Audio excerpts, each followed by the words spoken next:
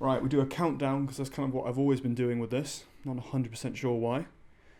Okay, three, two, one. And we're recording. Hello, how are you? I'm really well, thank you. How are you? I'm very well, thank you. Sorry, I was meaning to ask you this before we started recording, but I can pronounce Griffith, but I can't quite. Is it Phoebe? Phoebe? Phoebe, yeah, Phoebe. It Phoebe. is Phoebe. Oh, I shouldn't doubt It is myself. Phoebe, yeah. Yeah. No, awesome. I Good shouldn't at doubt that, myself. good. No, yeah. I'm gonna look myself in the mirror a bit stronger right now. Yeah, totally do. Um, Yeah. yes, not No. weirdly, but that's how you say it. That's how I say it, yeah. You know it's okay. Um, Before I ask anything else, are you from Wales by any chance? The name Griffith rings a bell. Yeah, so my family would have been originally Welsh, like way back in the day, but have been English for many generations since. So, Okay, yeah. yeah, so not terribly Welsh. No, that's fair enough. But let's start talking about something a bit more interesting than our old poor home country. But it's what you do. Can you tell the viewers what you do and how long you've been doing it for? Yeah, so I'm a researcher on a project in the south of Nepal in a place called Chitwan National Park. Mm, And what we're doing is doing scientific research into a type of crocodilian called the gharial, mm, with the aim of doing science that's like directly related to conservation. So we have particular questions that conservationists have got about the gharial, which is critically endangered, and how to conserve it. And so for the last 3 years now, or just over 3 years, we've been trying to answer some of these questions so that the conservation of this species can be based on evidence, and hopefully help the population increase. yes, no, it's a fantastic thing. The Gario Crocodile, for those who don't know, who maybe what exactly is a Gario Crocodile? For those who might not know. Yeah, absolutely. So the gharial is in the group called the crocodilians. So the crocodilians is currently about 28 species. They Mhm. keep getting more. And they're the alligators and caimans, the crocodiles or true crocodiles, and then a group called the gavialids, which is the gharial and its relative, which is a Southeast Asian species called the tomistoma. And so they're kind of, yeah, basically related to crocs and alligators, but not quite either. Mm, And they're really, really basically evolutionarily unique. And this is kind of reflected in their very weird and wonderful looks and lifestyle. mm, So they have an exceptionally long, narrow snout, which is specialized for moving quickly through the water to catch aquatic prey. yeah. And the kind of defining famous feature of the gharial is the gara. So gara is from a Sanskrit word meaning like a clay pot. Mm, Basically, adult male gharials develop this weird lumpy growth on the end of their snouts, yeah. which they use for communication, and that's what they're named after, the gharial. How, Um, so how did they use that for communication? I didn't know it was for that. I thought it was just for look. yeah, so only adult males that have this gara can make a really distinctive noise called a pop. And Yeah. so my friend Jai in India is actually studying this for his PhD at the moment. And basically, he's found that male gharial make this kind of pop sound, and kind of best describe it as kind of like a champagne bottle being uncorked, but Oh wow. much, much louder. It's like Oh this kind of wow. percussive, and they use this for communicating with other males, with Mm, sort of flirting with other females, with yeah. females during courtship, Mhm. communicating with their offspring, expressing surprise. And so only gharials can make this pop sound, and Oh. only the males of the garas make it. So exactly what the mechanics are in how it amplifies this sound is currently not known, Mm, but it's definitely involved in that. It may have other functions as well, like sexual signaling, yeah. or signaling to other males, but a key thing seems to be making this pop sound. That's amazing. I didn't know that. I thought it was more of like a something for display. So like, the biggest like a frill or something. But I Yeah, didn't I know that at mean, all. That's crazy. yeah, it definitely might have a role in that as well, because the bigger the males get, the bigger their gara gets. Hmm. So it may have some role in indicating kind of relative size and things. Yeah. So yeah, lots more gara research, lots more gara facts to That's find amazing. out. That's amazing. No, I didn't know that. I didn't know that. That's really cool that it's got something almost solely for the purpose for communication. Yeah, well, crocs are generally pretty noisy animals. They like to communicate with each other in lots of different kind of acoustic ways, most of the species. Yeah. So yeah, this is this extra way of chatting that the gharial have. That's awesome. Crocodiles are one of those animals which I think I've always been fascinated with, and seeing them, or not just crocodiles, but alligator, crocodilians in general, are always something that I've had a bit of I don't know how you say it, like a natural fascination with. Like they're these, ever since I was like yay high or something like that. It was they're incredible. They're really incredible. Every opportunity I've had to see one, especially one in the wild, I've taken it. Yeah, so that's fascinating. And the gharial especially, I remember seeing pictures of it when I was, I think I was in college or some kind of time frame like that. And I've always been interested, and it just kind of caught my attention a bit more. And I found your Instagram page, and it was like, oh, this is someone who does mostly gharials. So and you're already blowing my mind with these cool facts. So yeah, that's really amazing. Thank you so much for coming over here and doing this. How long have you been doing this for? So this project we started kind of the preliminary stages at the end of 2017. We kind of had that idea earlier in about 2016, and I'd come to Nepal and spoken with the person who's now my field advisor is a Nepalese gharial expert, Bed Bahadur Khadka, and kind of came and spoke to him and some international gharial experts in around 2016. And I was really enthusiastic and excited and wanted to do something with gharial. Originally at that stage, I kind of thought we knew most of the stuff about their ecology. And so I wanted to do something on kind of human gharial interactions. And then when I kind of went and spoke to the gharial experts, they were like, well, actually, no, there's loads we still don't know about kind of basic ecology, especially in Nepal. So they said, what would be really useful would be doing a telemetry study. So those kind of conversations started in 2016, and then kind of in the way of all conservation things, it takes a long time to get funding and permits and everything. So we caught our first croc for the project on, I think, November the 27th, 2018. So I guess if I've got to choose a first day, I'm gonna go with that. Yeah, that's a good day. That must have been a great day. That must have been an incredible day. That was absolutely mind-blowing. We were just so excited. We'd spent all afternoon trying to catch just one. And suddenly the team were like, oh my gosh, we've got one. That's awesome. Was that the first one you had ever seen or had ever gotten like close to? No, so I had previously joined, there's an amazing long-term gharial ecology study called the Gario Ecology Project on the Chambal River in India. And so I joined them a number of times to kind of learn the ropes on studying gharial. So the first gharial I ever met were there. Awesome. I joined them for a catch one year, which was, again, mind-blowingly exciting. Yeah, amazing. Yeah, that's one of the big bucket. I got a lot of bucket list animals to see. like it's an endless list. It's a huge list, but the gharial's up there as one of them that I would really love to like see. It's quite a big animal, isn't it? It's not like a small little animal. Oh no, they're a really big animal. So they can definitely, a big male can definitely get over to about 6 meters and weigh over a ton. And it's given that the young ones are kind of quite gracile, they've got this kind of long, slim, streamlined shape. By the time you get up to a 4.5 plus meter male, they're absolutely giant croc. I mean, it's mind-blowing. But actually, historically, there are reports that are probably accurate that they could get to a length of closer towards 8 meters. And back when the population, numbered in the many millions, and there were very, very old animals, there probably were ones that got that big. We're just currently dealing with, in most populations, incredibly tiny remaining populations of mostly young animals. And even on the Chambal River in India, where they've got this wonderful viable population, they're probably also still mostly young animals, because that population too almost disappeared in the 80s. How did it, in the 80s? That's not that long ago at all. No, the gharial has,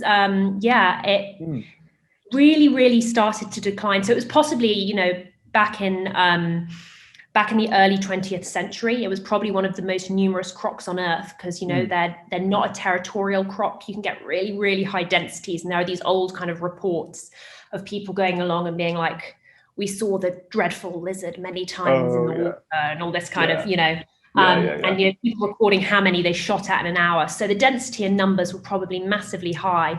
And then in the 1950s onwards, the numbers just absolutely exponentially declined until by the kind of 70s, there was this realization that like 95 plus, maybe even 98% of gharial have disappeared. 98%? Of time, yeah. Oh my God, yeah, that's awful.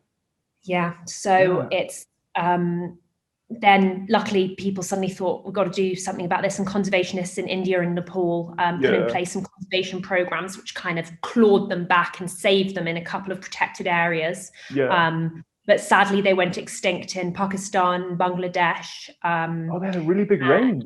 They had a huge range.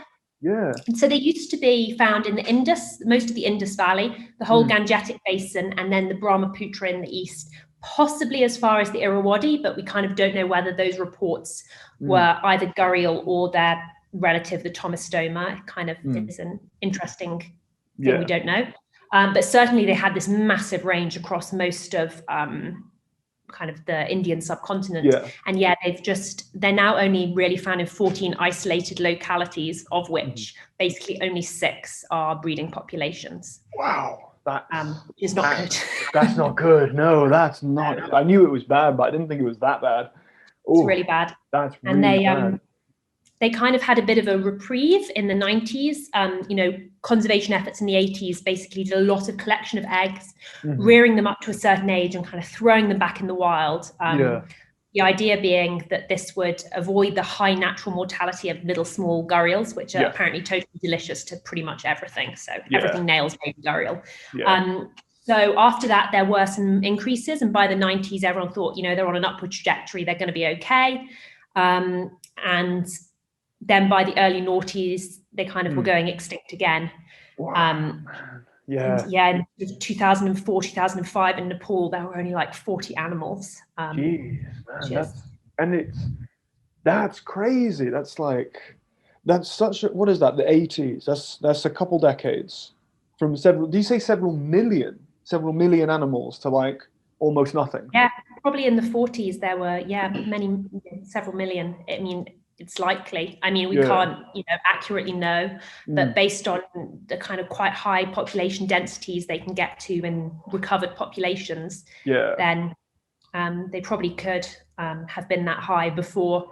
We'd never probably have them that high again. The building of particular dams and barrages that fragment the rivers have been probably the key factor in their declines, and lots of them are kind of irreversible.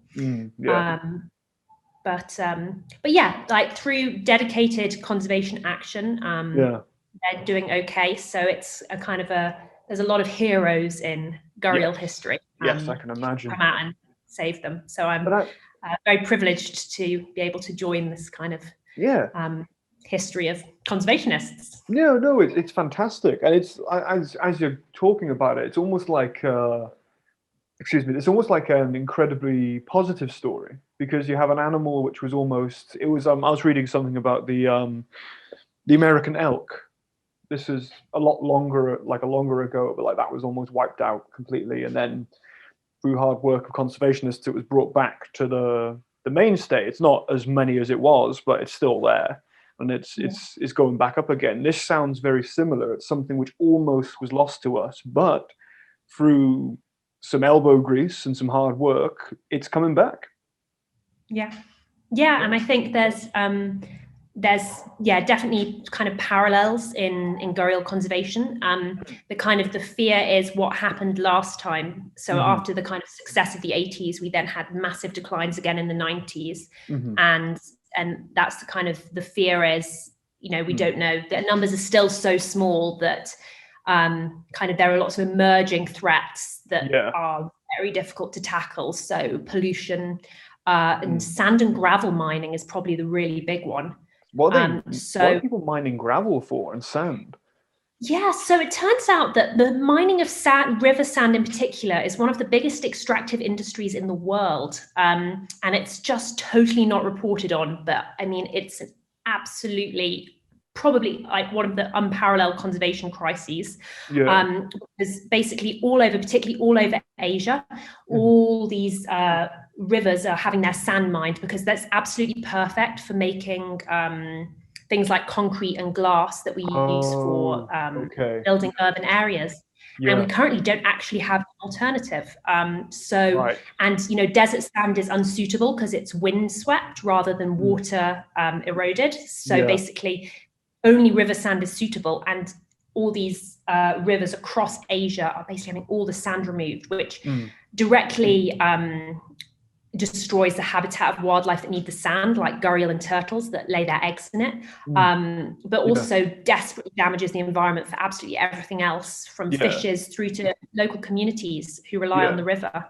And it's kind of, sorry, I'm getting off on my sand mining rant. I need to hear. I've not heard of sand mining. I've not heard of this at all. Yeah, it's a huge issue. It's just starting to get some coverage, but definitely not enough. And the problem here in Nepal, but also in India, a lot of it's illegal, a lot of it's mafia controlled. And so as a conservationist, it's a kind of a level of organized crime that goes over the heads of what any of us can deal with. It's a big, that's a law enforcement issue. Yeah, exactly. And sadly, due to corruption, there isn't much enforcement of anti-sand mining rules. And so for the gharial, that means this year we've just been monitoring the nesting, which has been absolutely wonderful. We've got some lovely footage of all the gharials laying their eggs. And, you know, excited to see all those future mums. But the sad thing is actually we've seen a lot of conflict, a lot of gharial fighting over space to lay their eggs. And that's because this suitable nesting habitat is extremely limited because so much of it has been mined away. There's none left. And in other areas that might be suitable that are remote are close to a dam, so they flood and that kills off the eggs. So between humans in the past and humans right now, we've left them. Currently, they're nesting in 2 sites in the whole of Chitwan. So that's hundreds of kilometers of river. Yeah, they only get 2 little bits to nest in. That's really difficult. That's really difficult. Between that, the sand mining, the damming, that's a damn hard job. That's a really big job. That sand mining thing, I've not heard of that at all. That seems to be something that people need to be talking about. Yeah, I mean, I think it's one of those issues that there's just no apparent solution. And so kind of people, it's too big to kind of grapple with. I kind of feel like it's one of those things where we really, really need a technological solution. We need to invent a alternative to river sand to be used cheaply and widely in building. And until that stage, I don't know what we can do. Build more traditional houses. I mean, that's not a very useful thing to say, but you know, this kind of modern concrete-based urban centres are a big issue. Yeah, because the whole planet uses that. Exactly. I live in a concrete house. You know, this is part of the problem as well. That's really difficult. Well, if it gets some coverage, then at least someone could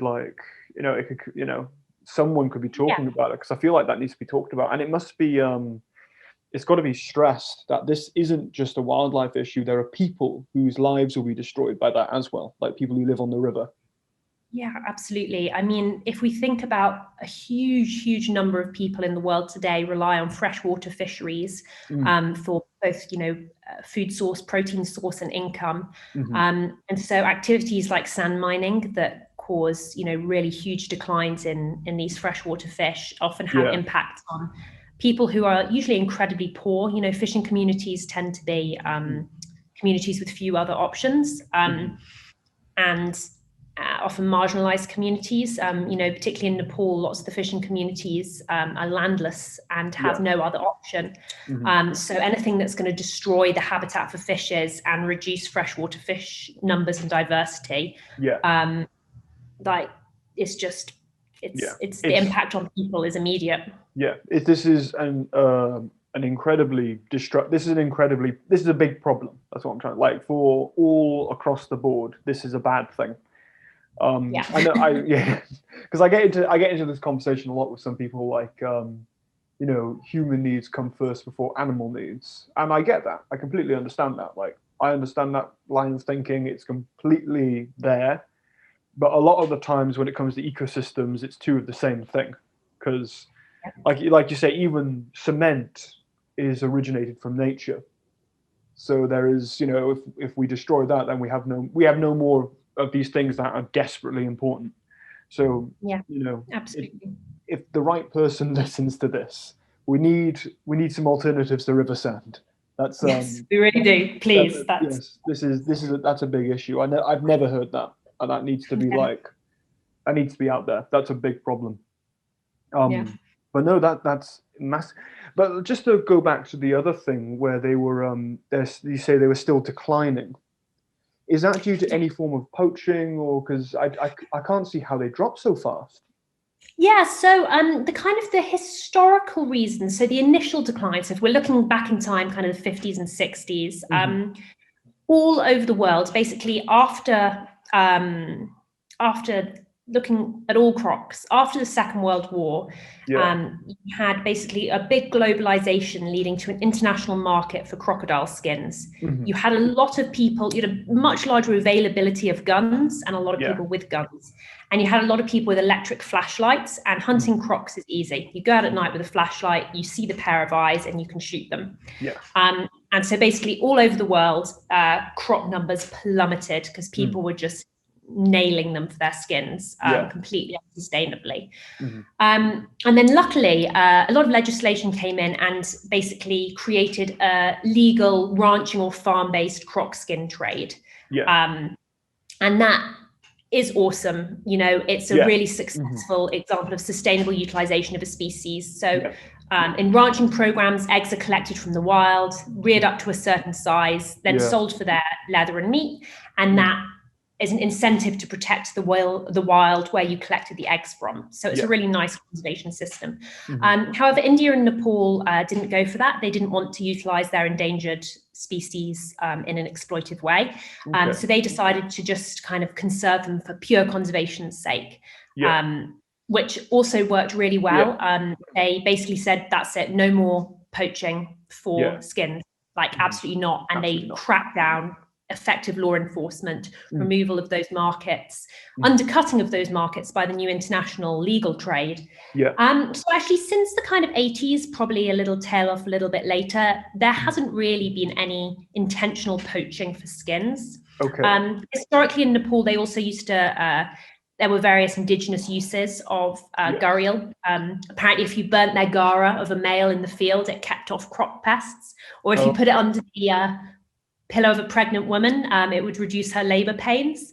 And the eggs were apparently delicious. But actually, they very effectively, through communication with local communities, they stopped all of those. And there's no evidence that any intentional killing is happening in Nepal any longer. Or intentional egg poaching. The communities who traditionally used to eat the eggs are actually the guys now who watch the nests and keep them safe from other predators, which is really cool.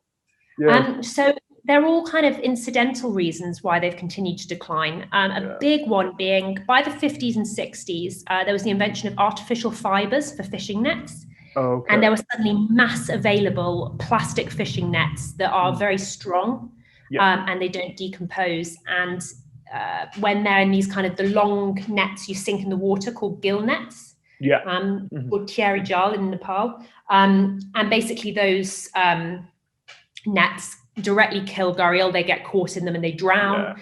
They get caught in them around their snouts and they eventually starve. And because they're made of these artificial fibers, like if it gets totally entangled, there's just no way out.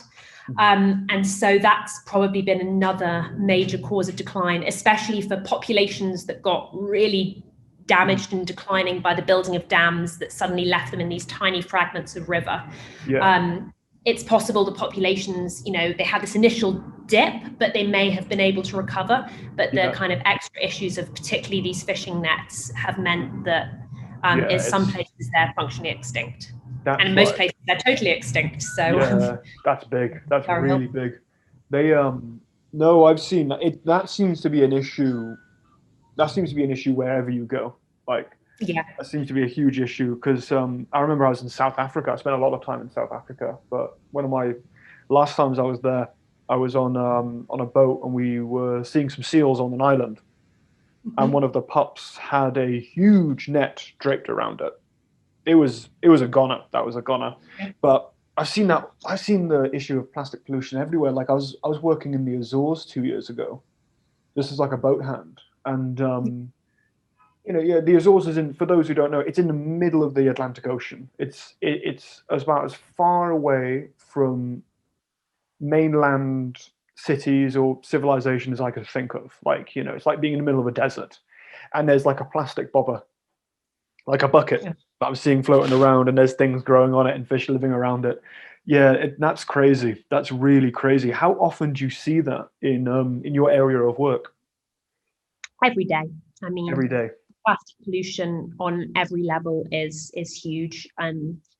There is not terribly effective waste management in Nepal, and most of that plastic and all other forms of waste, sadly, including most sewage waste, just end up in the End rivers. up in the river. Um, and then, yeah, everywhere you look, it's just strewn with plastic, increasingly Yeah. year on year as well. And the nets being the Mm. particular problem. Mhm. I mean, we're currently monitoring 3 gharial that we know have net entanglement at the moment out of a Yeah. population of 200. And that's right now, today, this Yeah. day. So the national park team really have their work cut out for them. They're Yeah. often out catching gharial, cutting the net off, letting it go. Jeez, yeah. It's a full-time job. Yeah, and it's an expensive job as well, having to do that because Yeah, absolutely. you gotta have try and catch them, which I can't imagine is easy. Very tricky. Very tricky. Yeah, very tricky. I want to come back to that topic because I think it's important to end that on a more positive note. But I do want to come back to that. I want to now talk about more of the animals that you work with, just so people like. I like to try and when I talk about these things, I like to try and remind people that these things are incredible. It's a beautiful ecosystem. That's why we protect it, right? Yeah. So I want to talk about some of the other experiences you've had monitoring these animals. Things you've really enjoyed. Like you're saying, you were watching excuse me, you said you were watching the eggs being laid a couple days ago. Yeah, we are. Yeah, so gharial are absolutely fascinating. One of the most fascinating bits about them is they are awesome parents. Okay. So around at the beginning of the year, just in around February time, each male kind of guards a particularly favored stretch of river, and usually close to a sandbank that females like to bask on, usually close to where they are going to lay their eggs. And that male kind of ferociously guards that area against other males. So he has the best chance of mating with the females because it's all kind of female choice in gharial. Yeah. The male has to do a lot of courtship routine, a lot of showing off, showing how big he is, showing how great he is before the female might decide to mate with him. But if she doesn't really like the look, she'll head off and find another man. So tough for a gharial. It's very tough for the gharial. Luckily, our main boy we monitor in Nepal is the only male in that stretch of river. He has had zero competition.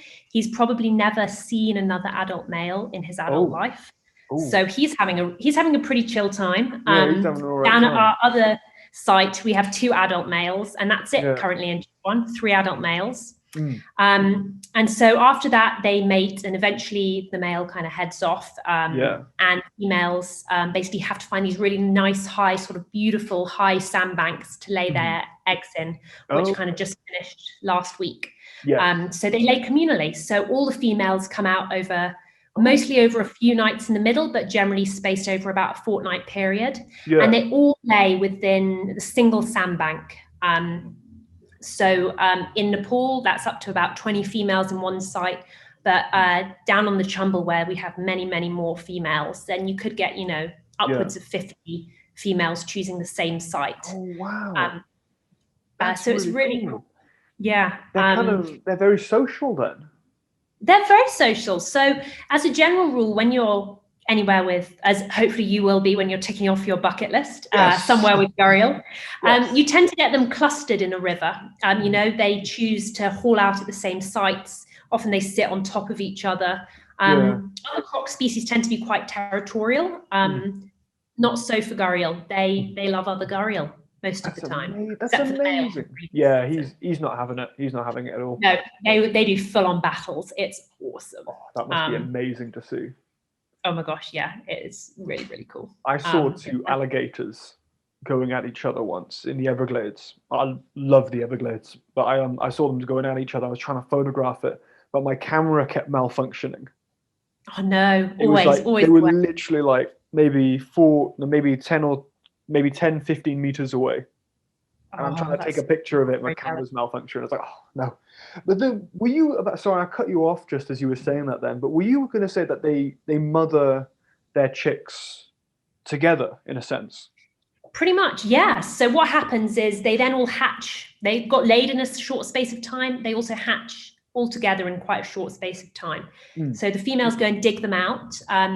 While all other crocs and alligators sort of pick their babies up in their mouths and take them carefully down to the water, the kind of elongated snout of the gharial makes that, and the very sharp teeth make that a bad idea. So they kind of kick them out, help kick them down to the water. And then what we see is we kind of get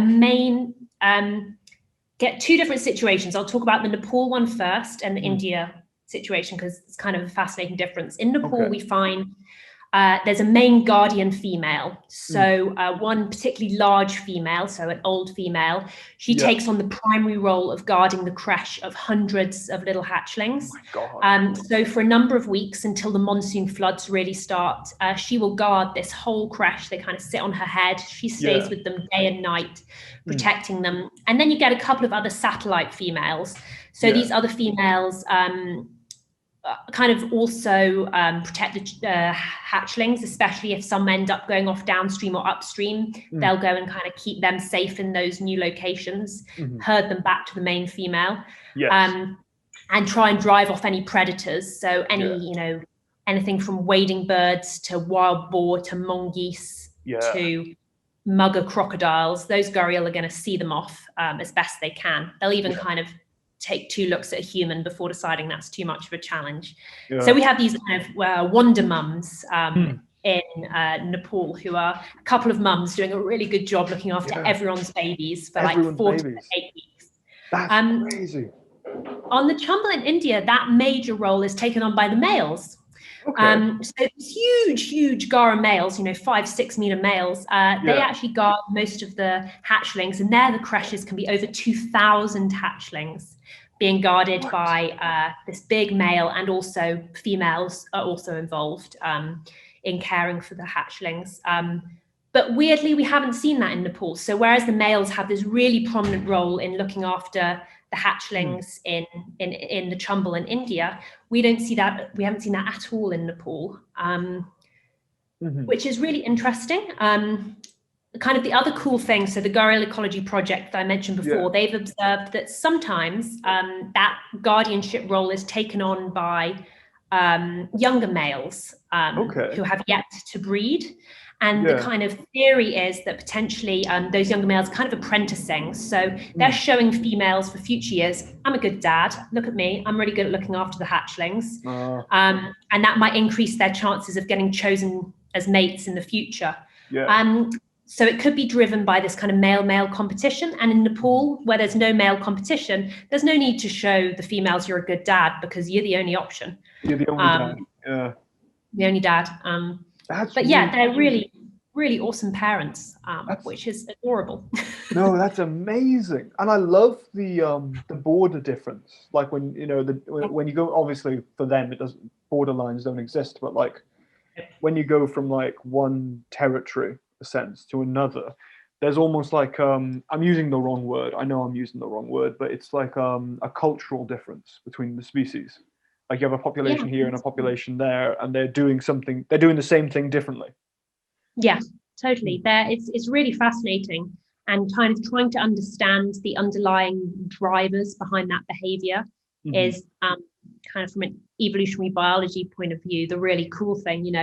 Is that because the habitat is very different? Because the habitat is very different. The River Chumbel is an arid area with a very, very deep single channel river, whereas we're dealing with much smaller braided rivers in a much more temperate zone. Is it because of this difference in the number of males? So it's just a response to the fact that they've got kind of a saturation of males, we've got basically none. Or is it literally a cultural difference? So, animals do have cultures passed down. Is it in this kind of tributary of the Ganges, they've kind of evolved to have this way of doing things, and in the other tributary it's a different way. That's amazing. Yeah, no, that's really amazing. I love that. That's really cool. It's interesting when you hear that. I remember when I was spending my years in South Africa, photographing white sharks. And cool. Really cool, really cool. But I remember hearing for the first time how they hunt this way in South Africa, but they don't do that in America. I was thinking how interesting that is, because it is almost like a cultural difference. It's very interesting, and yeah, it really is. And I love how good crocodiles are at being parents, because I look at a crocodile and I think, oh, you're not going to be the greatest look after. Yeah, they are full of surprises. Crocodilians get a super bad rap because a couple of the really big species are large enough and aggressive enough to consider humans as prey. But the vast majority of the 28 species are kind of very shy species that pose a limited threat to humans. I mean, you've got all sorts of really cool species. You've got little tiny Chinese alligators that build massive burrows to hibernate in. That's cool. That's really cool. I mean, you've got 3 Osteolaemus, or West African, Central African, and the new one, dwarf crocodiles that are super terrestrial and spend, most of their time actually on land, and will happily spend a lot of time outside of the water, or literally living outside of the water. Will they hunt outside of the water also? They will also hunt outside of the water. That's really weird. Really cool. Yeah. That probably, though, that one, and there's a South American one, Paleosuchus trigonatus. Sorry, I'm useless. I don't actually know its common name. That's all right. They can Google it. It's my nerdiness coming through. But they similarly spend a lot of time out the water and then hiding in burrows during the day. So those are kind of not the sort of things people think of when they think of crocs. They tend to think of, basically the saltwater crocodile, big terrifying predator pulling in animals. But actually, a lot of crocs spend their time wandering around, eating snails, doing very benign things. No, I had a guy on. I talked to a scientist from Florida about alligators, and he was saying the same thing. He was saying off camera, there's a population of alligators that lived outside of his garden, and they mostly just ate snails. They were just quite chilled out. No, that's really cool. I love that insight that you've got into their lives and all that. Do you get a lot of trouble from the mugger crocodiles when you're obviously trying to conserve a highly endangered species, the gharial? Yeah. So what is interesting about muggers is they're hugely resilient. So even though they're also vulnerable to extinction, but that's a far cry from the critically endangered status of the gharial. And that's because muggers are just super tough. They will travel huge distances, 8-9 kilometers overland to find new water sources. They dig burrows, massive burrows. This year they've gone wild. The whole riverbank is full of huge burrows. Sorry? Aren't they really big? They can get really big. In Nepal, we get ones over, around 4 meters or a bit over. Jesus. And it's digging its own burrows. Digging its own burrows, yeah. Oh my God. Yeah, but lots of crocs are really, really prolific burrow diggers. I didn't know this. Yeah, it's actually my favorite croc fact. If I had to pick the one thing about crocs I think is wild and awesome, it's the fact that so many of them dig burrows. I think that one of the biggest burrows dug by a species is dug by Nile crocodiles in Africa. They dig huge burrows and they estivate in them. So they, during periods of dry weather in particular, they kind of head down into these burrows and and kind of cope with the dryness that way. So the muggers are very tolerant, very resistant. The other thing that muggers are good at is if you build a dam on their river, they just get up and walk around it. So, I've had reports seeing them just like walking up the highway, going around this huge barrage on the border that's caused immense problems for the gharial. They just kind of walk up the highway, pop back in the river. They do not mind. Overnight. They do not mind, whereas gharial can't. They don't actually really have the ability to move on land. They kind of move a bit like a turtle, shuffling. It's really adorable and pathetic to watch, whereas the muggers, like most other true crocs, can kind of click their legs underneath them and do a high walk, which is really efficient. So muggers are doing fine in protected areas in Nepal and India. Outside of protected areas, they're still struggling as well. Connectivity is another problem for them, particularly as they can be very dangerous. Which people don't necessarily, although there are a lot of places where there's awesome coexistence with muggers, and people have really amazing coping mechanisms. Some areas don't, and understandably people don't always want crocs in their fresh water. But there's definitely a conflict between muggers and gharial. The extent to which muggers prey on young gharial is a really big question. They definitely do eat them.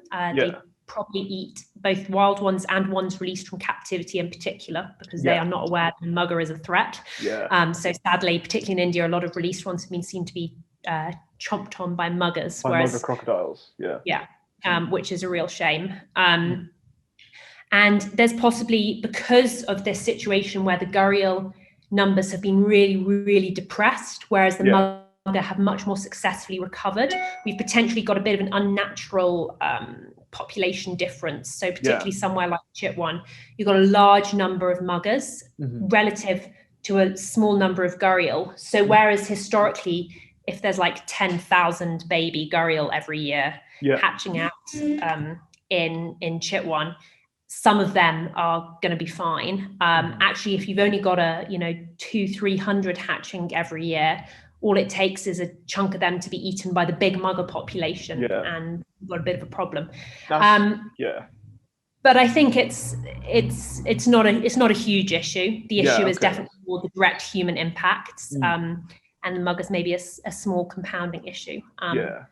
Muggers are in and of themselves super cool as well, and also totally under-researched. So so you've got two under-researched animals in your kind of research field. That's really fun. That's a lot of fun.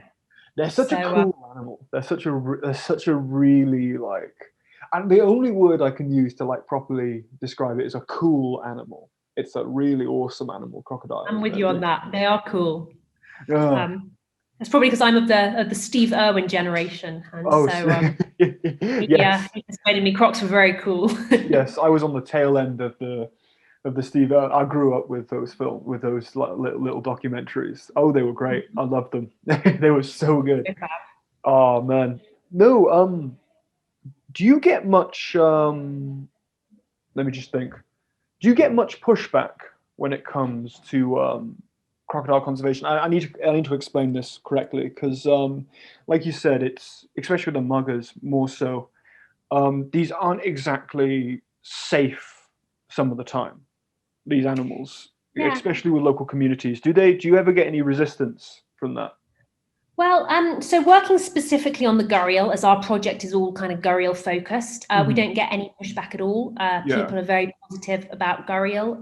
Everyone knows that they are two separate species. Everyone's very aware that there's the gharial with the long snout isn't a threat, and the mugger with the pig nose is quite dangerous. And so, me personally, working in Nepal on gharial, most of the local communities are super positive.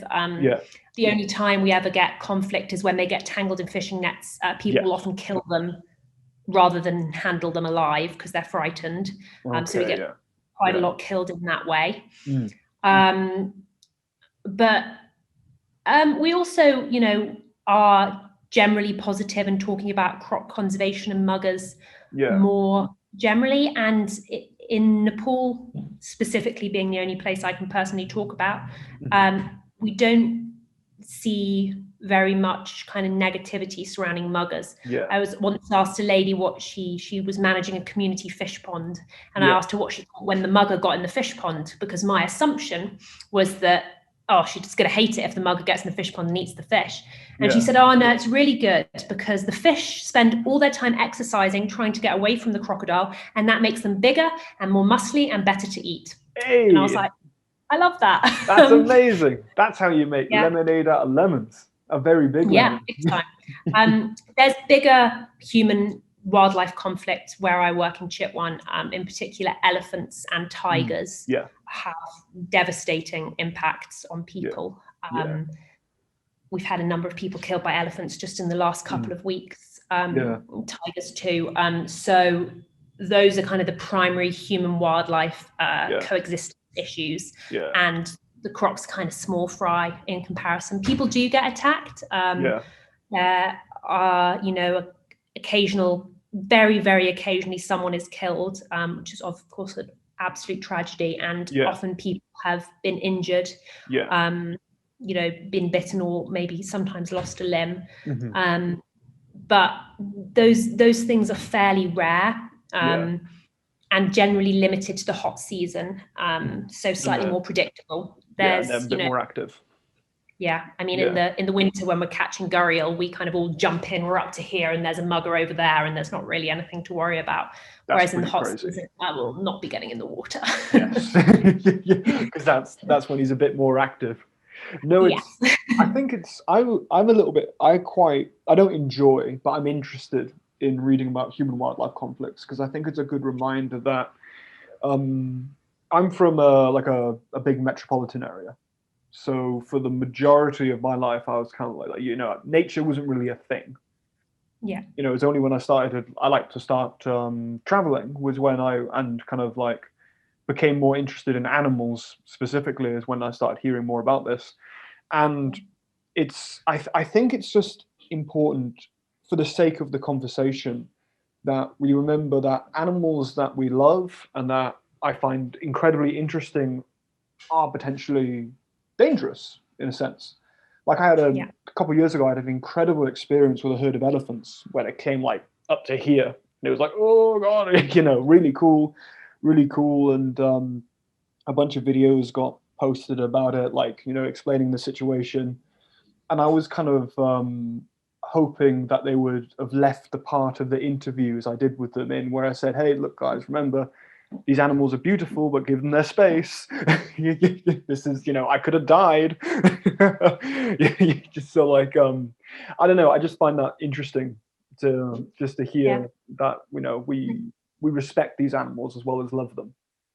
Yeah, absolutely. And also just like being acutely aware that living alongside wildlife can be a huge burden. And I think there's a lot of this kind of view of, you know, a lot of people who grow up in big cities within a country and kind of go to rural areas to do conservation, or people who grow up in, you know, I grew up in the UK where there's no large predators. I actually mostly grew up in Nepal, but between Nepal and the UK. And so really cool. Me coming from the UK and going to Nepal and being like, oh, we need to conserve animal X. That is not my decision. It should not be my decision. You know, local communities have to buy in and want to conserve animals. And otherwise, you know, it can be completely an unacceptable amount of conflict. And if there aren't appropriate measures in place to try and reduce that conflict, then, you know, I think that kind of, when you're talking about big predators or big animals like elephants, I mean, that's got to be the first primary thing. And, you know, if we don't find solutions to human wildlife coexistence and conflict, then there's an ethical question there. Should we even be conserving those animals? You know, if we can't keep people safe. I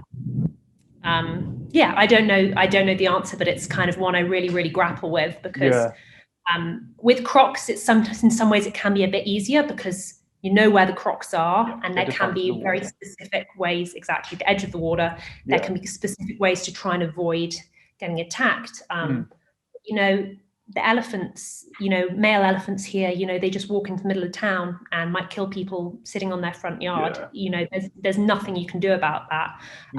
There are people doing really, really awesome work to try and reduce this conflict. But I think it's kind of shows that at the end of the day, you have to have a continual dialogue with local communities outside of protected areas and ensure that they want that wildlife to continue to exist. No, you've got to have them on board. I 100% agree. You've got to have them on board. Otherwise, it's going to be a disaster. It's going to be an absolute disaster. And that's why it's really cool to work in Nepal, particularly in Chitwan, because they have a really, really successful model of community-based conservation.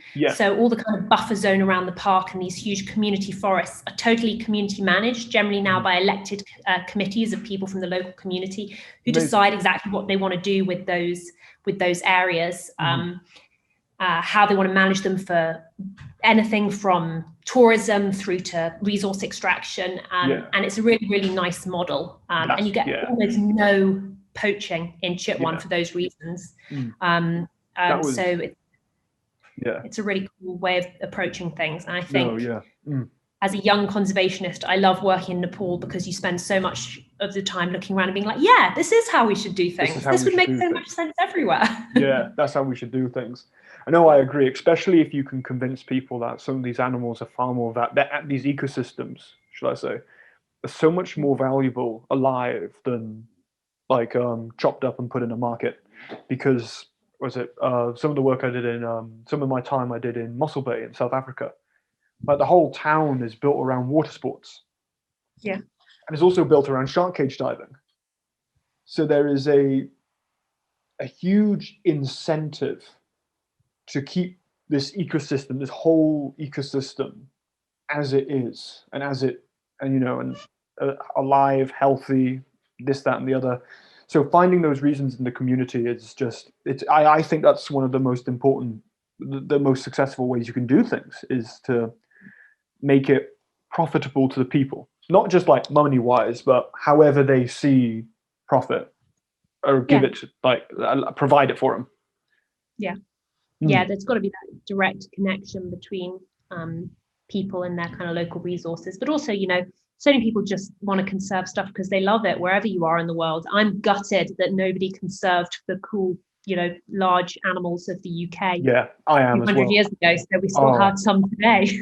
I am. Springwatch would be so much more interesting if there were like brown bears and boars. Much more interesting. All our cool stuff is in the ocean, and I get terribly seasick. I used to want to be a star researcher when I was a kid, and then discovered I got really seasick. So that's when I was like, freshwater, crocs. Crocodiles.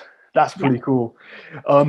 You said a while ago that you were up to your neck in water in a mug of crocodiles just over there.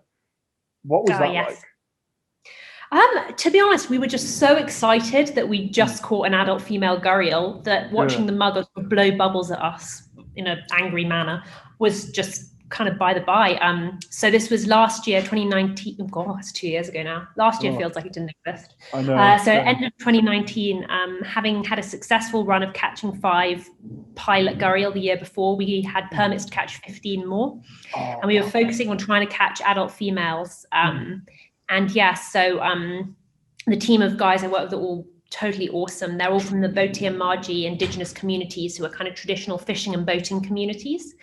So they know everything about exactly everywhere in the river, heaps about gharial, and are brilliant with nets. And so the kind of way we'd catch them is we'd set these long gill nets, and as soon as the gharial got entangled, we'd pull them out immediately before anything could happen. Or where the water was really clear, we could see kind of all the way to the bottom, they'd use cast nets. So they throw these cast nets over the gharial and pull them out. And in the kind of smaller rivers, when that happened, we'd get them entangled in the cast nets. And then kind of we all had to jump in to help pick it out of the water and carry them out. That's amazing. It was great. So we got all 15, of which 7 were adult females. Amazing. And so, we kind of all jump in. The most exciting day being our 20th animal. So we had permission to catch just 1 more. And we caught a 4-meter adult female. Amazing. Absolute unit. She was dense as anything. So we were kind of trying to get her out of the water. 10 of us absolutely heaving. Yeah. And God, we almost didn't manage to get her out. She was so heavy. That's so cool. We did. Got her up on the beach, safely restrained her, and then popped a tag on her.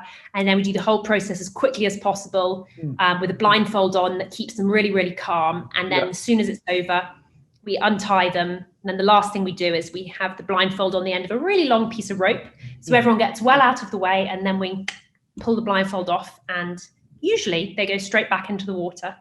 So we had it down to a pretty efficient process by the 20th animal. Yes. It was, amazing. I mean, absolutely incredible. Catching such a beautiful animal and then being able to feel that absolute power. That tail is just a couple of times we hadn't secured the tail correctly, and I got a tail swipe, and me and all my equipment went sort of flying across the beach. That's amazing. I'm almost jealous. Yeah, it's kind of cool. Luckily, no one. The primary thing, number one is human safety. Number two is gharial safety. Of course, really big thing. So luckily, neither human nor gharial, we had no incidents. Awesome, which was good. That's the best. That's the best thing, because you want to be as safe as possible. Me and a few friends of mine have like a catchphrase or a phrase. You want to do something dangerous as safely as possible. Yeah, I like that. I'm going to go with that. Do something dangerous as safely as possible. That's amazing. All right, that's a really cool time. And you said you'll be starting catching them soon, I think. Well, actually, no. So this year, that's it. We're done with catching. Oh, you're done with catching. For 20 animals over 2 years. So at least for now, we're not going to be catching anymore. It would have to make a very strong case. The Nepal government are understandably very cautious about catching any wild animals, especially a critically endangered species like the gharial. So we'd have to, once we've analysed our results, if we decide that there's sufficient conservation reason to want to catch and tag more, then we'll look into that. But hopefully we've answered most of our questions with the guys we've caught. Awesome. So hopefully in the future, just tagging the crocs from being released from captivity. Yes. Which is also super important. Awesome. I know the story of the gharial is a bit more kind of the only word I can say, like it's a tricky story. There's a lot going on with them. They've been declining massively, but from what you've told me, it seems positive. There seems to be like there's a lot of diamonds in this dark mine. Do you know what I mean? Does that make sense? Yeah, it does. I'm an optimist. Otherwise I wouldn't be doing what I do. And I sometimes, looking at the situation, particularly looking at the general state of fresh waters and freshwater conservation, it can be quite easy to give into despair, because the trajectories and trends are generally not great. But the awesome commitment and breakthroughs people have had with the conservation of crocodiles broadly, but also gharial, makes me think, what, we can do this. We're people, we're good at finding solutions. We're also good at leaving it till the last minute when the species or ecosystem is big thunderstorm.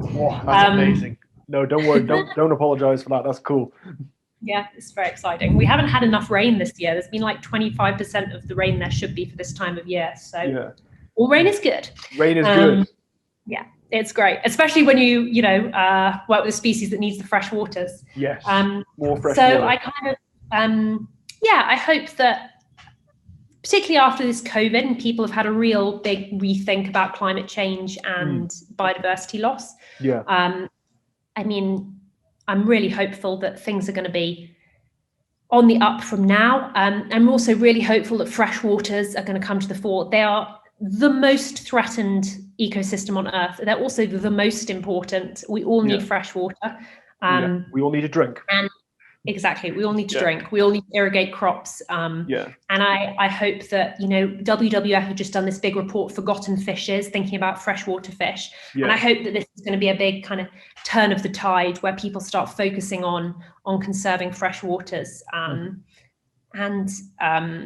it can be done. Yeah. When I hear my grandparents talk about how the Thames used to be a literal open sewer, Yeah. and now you can go down to Hammersmith and there's like seals and seahorses and apparently a beluga whale last year. That's pretty cool. I'm like, I didn't hear about that. yeah, Amazing. I'm like, yeah, it can be done with the right incentives. Yeah. And yeah, I'm optimistic. Yeah. There's also, it's too late for some species. We're down to a single freshwater river dolphin in Chitwan, Yes. the last dolphin, which is a kind of cautionary tale, I think, to the rest of the system. But hopefully that might be one of the kind of instigators for people to go, you know what, we've lost the dolphin, let's not lose anything else. Yeah. And that's an important thing, I think, is just because there's been so many. The one thing I've tried not to do is to, especially when I'm in conversation with people, is to say how terrible everything is, because I don't think that achieves anything. Like, I think you got you got to like get like. There's this new documentary that came out, and I didn't bother with it. it just looked like a box of tissues. You know what I mean?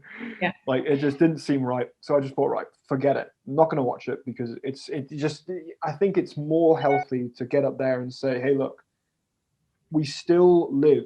It's not great. Not lying to people. It's not great. There's a lot of things are declining, but we still have a beautiful home that we can save.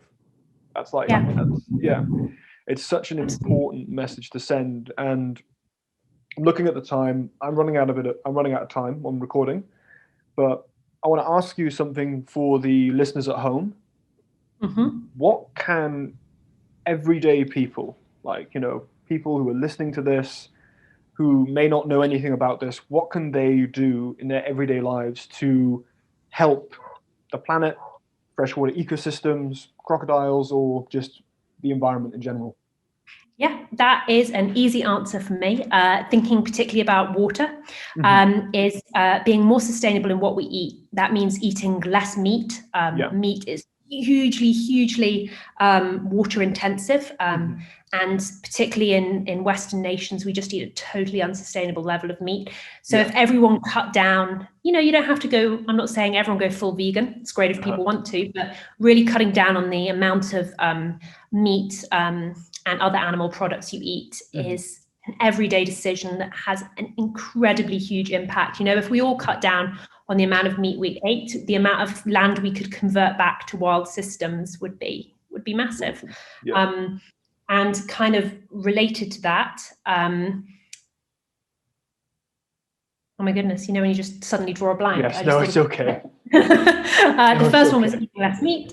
And the second one was, that was it. The other thing, of course, is fish. So if people are able to afford to make choices, a lot of people in the world have no choices about the kind of the fish they eat and where they get it from. It's a key source of protein. But if people are privileged enough that they get to, go to a supermarket and make a choice over what you buy, then ensuring people are buying sustainable fish and seafood is really important. And for people, listening in countries that have MSC certification, that's a really great way to know that what you're eating has come from a sustainable source. So there's kind of the two things we can do every day is thinking twice about what we put on our plates. Awesome. Love that answer. Thank you so much for your time. This was a really interesting conversation, and I like hearing it because it reminds us all that, there's a lot on the planet which is really cool, really interesting, and still here. Yeah, it is still here, and hopefully it's going to be still here long after I've gone. Same here. Thank you so much for your time. Thank you so much. Not at all. Thank you.